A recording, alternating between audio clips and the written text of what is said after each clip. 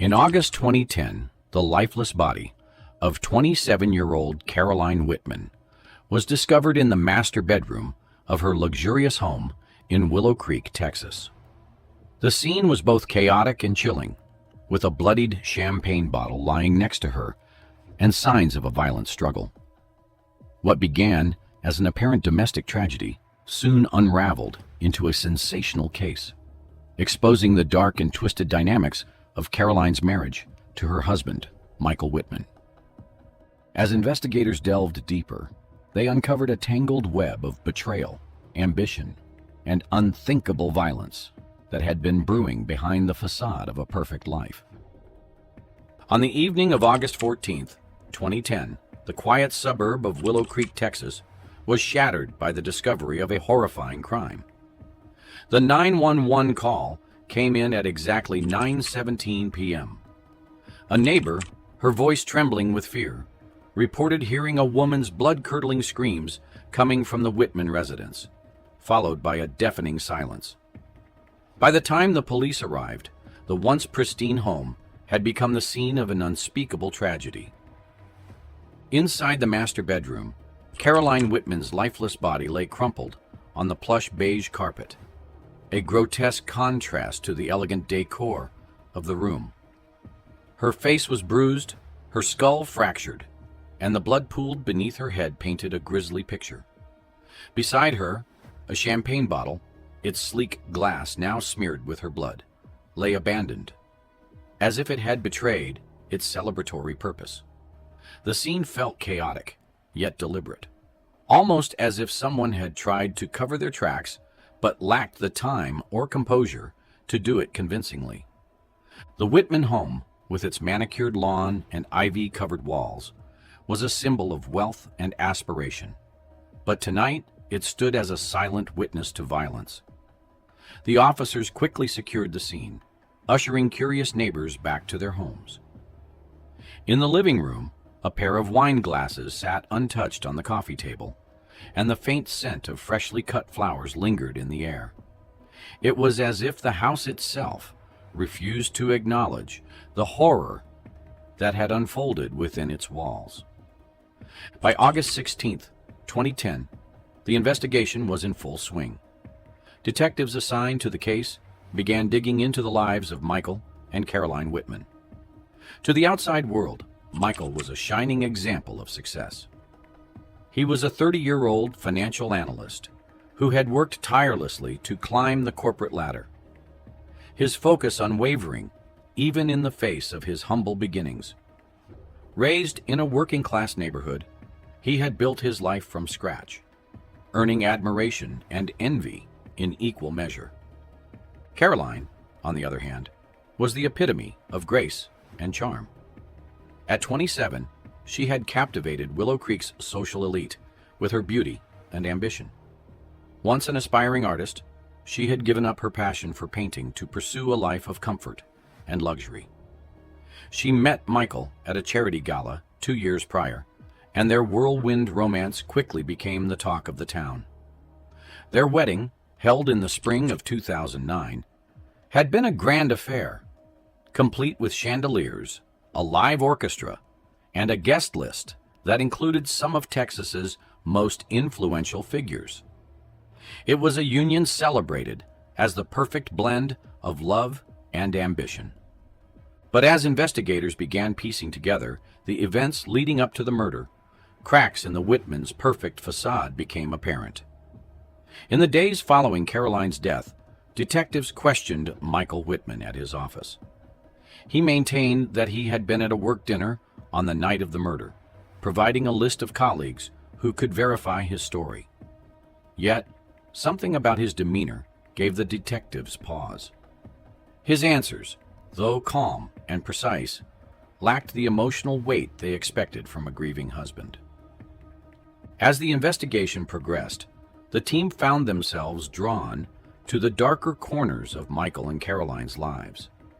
A search of their financial records revealed a pattern of large withdrawals from their joint account, amounts that far exceeded their known expenses. Caroline, it seemed, had been funneling money into a separate account under her name. a detail that Michael claimed he had only recently discovered. The detectives also uncovered a series of voicemails left by Michael on Caroline's phone.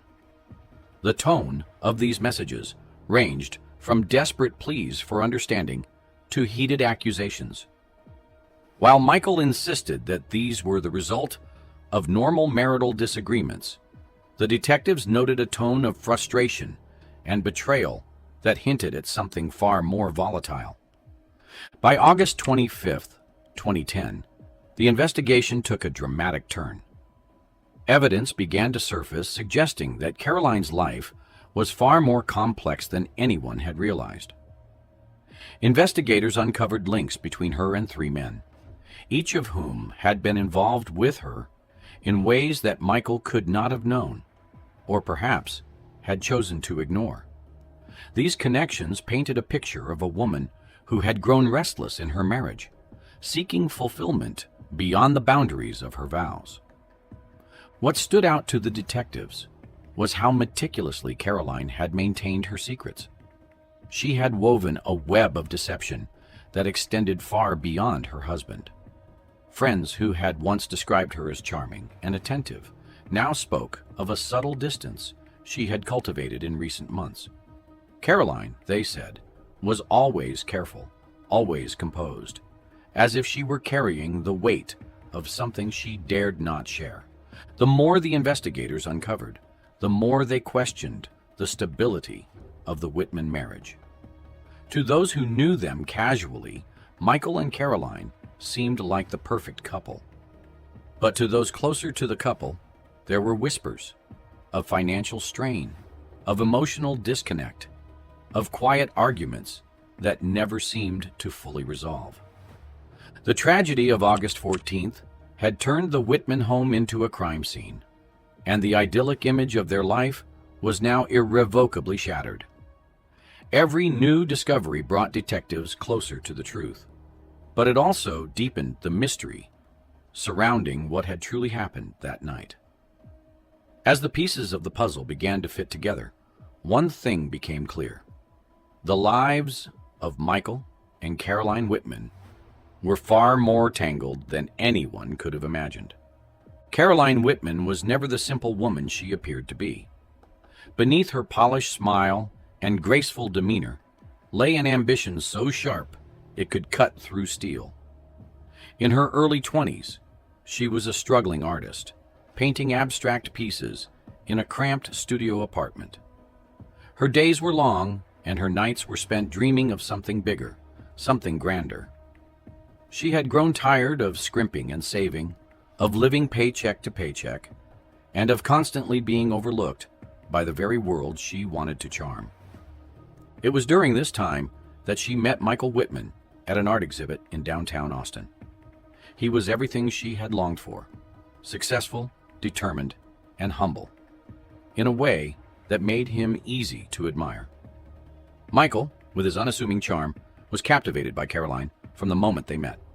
Her wit and confidence were intoxicating, and her beauty seemed effortless. He fell hard and fast, swept up in the whirlwind of their connection. Michael saw Caroline as his equal, someone who had struggled but persevered. She painted a picture of herself as a woman who had fought against the odds, but he never realized just how calculated that picture was. For Caroline, Michael represented security and an escape from the life she had come to despise. When he proposed after just 9 months of dating, she accepted without hesitation, determined to make his world her own. The first year of their marriage, celebrated with candlelit dinners and weekend getaways, felt like a dream. Caroline reveled in the comforts Michael provided, while Michael found joy in making her happy. He worked tirelessly, often pulling late hours at the office, believing his hard work was securing their future. But as time passed, the cracks began to show. Caroline's desire for luxury outpaced Michael's earnings. The designer dresses, exclusive club memberships, and extravagant parties became a strain on their finances. By the summer of 2009, Michael started noticing discrepancies in their joint account. At first, He dismissed them as mistakes, perhaps a forgotten purchase or an accidental charge. But the amounts grew larger, and the explanations Caroline offered seemed too rehearsed. Michael, trusting to a fault, convinced himself it was nothing worth confronting her about. What Michael didn't know was that Caroline had quietly found other means to maintain her lavish lifestyle. During one of her many social outings, she caught the attention of Ethan Hargrave, a wealthy real estate mogul, nearly 20 years her senior. Ethan was married and discreet, the perfect benefactor for someone like Caroline. Their affair began innocently enough, a dinner here, a gift there, but it quickly evolved into a transactional relationship. Caroline knew exactly how to play her cards, presenting herself as the grateful recipient of Ethan's generosity, while keeping her personal life firmly off limits. Caroline's web of deceit didn't stop there. Through a friend, she was introduced to Daniel Suarez, a renowned surgeon whose work earned him accolades and an impressive bank account. Daniel, smitten by Caroline's charm and beauty, became another player in her carefully orchestrated life. Unlike Ethan, Daniel was more emotionally invested, even speaking of leaving his wife to be with Caroline. She let him believe in that possibility, dangling the hope of a future together, as long as his gifts kept coming. The most complex of her relationships, however, was with Liam O'Connor, her former art dealer. Liam had once believed in Caroline's artistic potential and had championed her work. But when her career stalled, their professional relationship turned personal. Liam was not as wealthy as Ethan or Daniel, but his adoration for Caroline made him an easy target. By the spring of 2010, Caroline had become an expert at keeping her affairs separate from her marriage.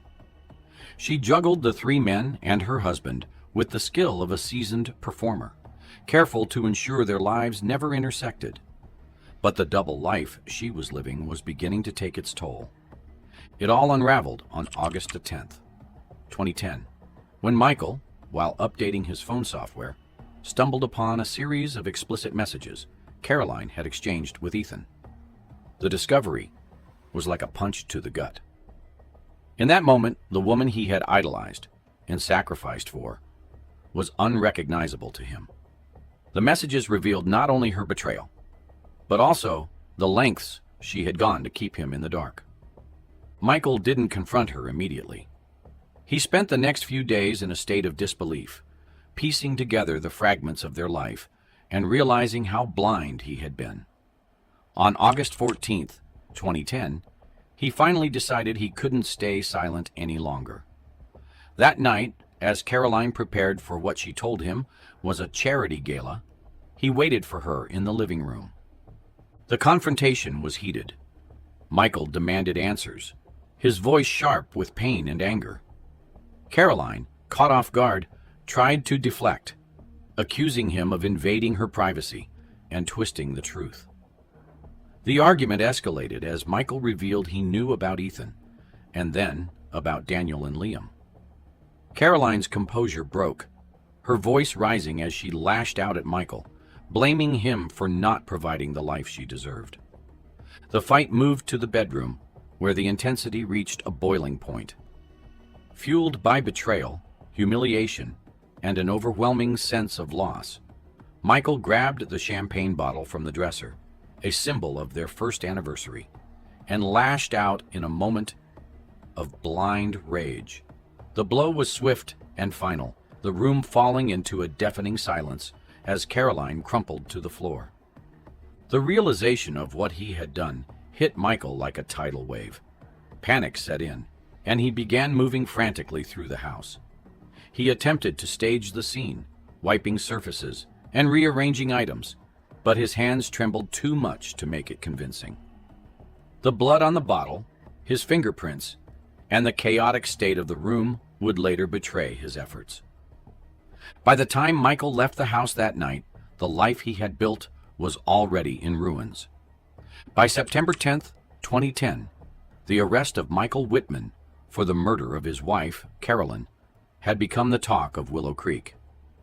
The town, once enamored by the glamorous couple, now buzzed with speculation and whispered rumors. News vans crowded the streets, reporters eager to uncover every salacious detail of the case. Michael, handcuffed and escorted out of his home, maintained a stoic expression as flashing cameras captured his fall from grace. The image of the successful financial analyst turned murder suspect was plastered across every newspaper and screen. The trial began on November 15, 2010, in a packed courtroom. The prosecution wasted no time painting Michael as a man consumed by jealousy, greed, and a need for control. They described his actions on the night of August 14th as premeditated, pointing to the financial strain in their marriage and his discovery of Caroline's affairs as a motive. To bolster their case, the prosecution presented forensic evidence: Michael's fingerprints on the champagne bottle, traces of Caroline's blood on his clothing, and his haphazard attempt to stage the scene. The courtroom buzzed with tension as the prosecution called Caroline's lovers to the stand. Ethan Hargrave was the first to testify. His presence was commanding, his tailored suit and measured demeanor reflecting the power he wielded as a real estate mogul. Ethan admitted to the affair, but claimed it was purely physical, insisting he had no knowledge of Caroline's financial troubles or the tension in her marriage. His testimony revealed the calculated nature of Caroline's double life, as well as her ability to manipulate even those in positions of power. Next came Daniel Suarez, the high-profile surgeon who had been infatuated with Caroline. Daniel's testimony was raw and emotional.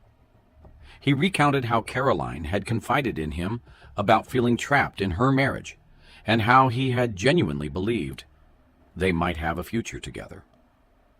His words painted a picture of a woman who thrived on attention and knew exactly how to extract what she needed from those around her. Finally, Liam O'Connor took the stand. The art dealer, once a mentor to Caroline, seemed visibly uncomfortable under the scrutiny of the court. His testimony revealed the emotional complexity of their relationship, describing how Caroline had used her past struggles as an artist to draw him closer. While Liam's involvement was less overtly transactional than the others, it underscored Caroline's pattern of cultivating relationships to suit her needs. Each man's testimony added a layer to the portrait of Caroline, a woman who had charmed and deceived her way through life, leaving a trail of fractured relationships in her wake. But while their revelations shifted some blame onto Caroline, they also highlighted Michael's inability to confront the truth until it was too late. The defense, led by an experienced attorney with a reputation for handling high-stakes cases, took a different approach. They argued that Michael had been a victim of emotional and psychological abuse, driven to the brink by Caroline's betrayals and manipulation. The defense painted Caroline as a woman who had systematically eroded Michael's sense of self, using his love and devotion to her advantage. To support their case, the defense presented text messages and voicemails that revealed the escalating tension between Michael and Caroline in the weeks leading up to the murder. One particularly damning voicemail, recorded just days before her death, captured Caroline mocking Michael's financial struggles and threatening to leave him for someone who could provide more. The recording, played in court, sent a ripple through the courtroom. It was a moment that humanized Michael, casting him not as a cold-blooded killer, but as a man pushed to his breaking point. By November 22, 2010, the trial had reached its emotional peak. The defense called Michael to the stand, a move that surprised many. For the first time, the court heard directly from him. Michael spoke of his love for Caroline, describing how he had worked tirelessly to give her the life she wanted. He admitted to the murder, but framed it as a moment of madness, a culmination of years of betrayal, humiliation, and emotional exhaustion. His voice broke as he described the crushing realization of her affairs and the financial deception that had left him feeling like a pawn in her game. The prosecution, however, was unrelenting. They seized on Michael's admission, arguing that his actions were not those of a man driven to insanity, but of someone who had methodically planned his revenge. They pointed to the champagne bottle, a symbol of their marriage, as a deliberate choice of weapon, a macabre representation of Michael's desire to destroy the very foundation of their relationship. The trial's most dramatic moment came when Michael, in a rare break from his composed demeanor, uttered the words that would define the case. "Love makes you do unspeakable things." The courtroom fell silent, the weight of his statement hanging in the air. Outside the courthouse, public opinion was sharply divided. Some viewed Michael as a victim, a man broken by the weight of his wife's lies. Others saw him as a calculating murderer who had allowed his pride and anger to consume him. The media fed on the polarization, turning the trial into a spectacle that captivated the nation. As the trial drew to a close, the jury was left to grapple with a complex question. Was Michael a victim of circumstance, or was he fully responsible for the choices that led to Caroline's death? The answer would determine not only his fate, but also how this tragic story would be remembered. By November 24th, 2010, the courtroom was heavy with tension as the jury delivered their verdict. Michael Whitman sat motionless, his face a mask of resignation. The words "guilty of second-degree murder" echoed through the room, cutting through the hushed murmurs of the spectators. It was the conclusion to a trial that had gripped not just Willow Creek, but the nation. Michael's sentencing, 25 years in prison without parole, was swift and decisive. As the judge handed down the sentence, the room's emotions swirled. Michael's mother wept quietly in the back row, clutching a photograph of her son from better days. Caroline's relatives sat stone-faced, their grief mingled with the bitter satisfaction of seeing justice served. Outside the courthouse, reporters scrambled to broadcast the verdict, their voices rising above the din of a crowd that had gathered for one final glimpse of the man whose life had unraveled so spectacularly. Public opinion, however, was far from unanimous. To some, Michael was a tragic figure, a man who had given everything to a woman who deceived and manipulated him until he snapped. To others, he was a murderer who had taken a life in cold blood, regardless of the circumstances. The media latched onto this divide, turning the case into a modern morality tale. Headlines painted Caroline as a femme fatale, whose tangled web of affairs had ultimately led to her demise. The details of her betrayals, exposed during the trial, became the subject of countless debates. Was she a victim of her own ambitions, or a master manipulator who pushed Michael to his breaking point? In the days following the verdict, the community of Willow Creek was left to grapple with the aftermath. The Whitman home, once a symbol of success and romance, now stood abandoned. Neighbors avoided the property, their gazes lingering on its manicured lawn, as if expecting to glimpse the ghosts of Michael and Caroline's turbulent marriage. For Michael, the adjustment to prison life was stark and unforgiving. Stripped of the comforts he had worked so hard to attain, he found himself confronting the full weight of his actions. Nights in his cell were the hardest. Alone with his thoughts, he replayed the events of August 14th, 2010, over and over again.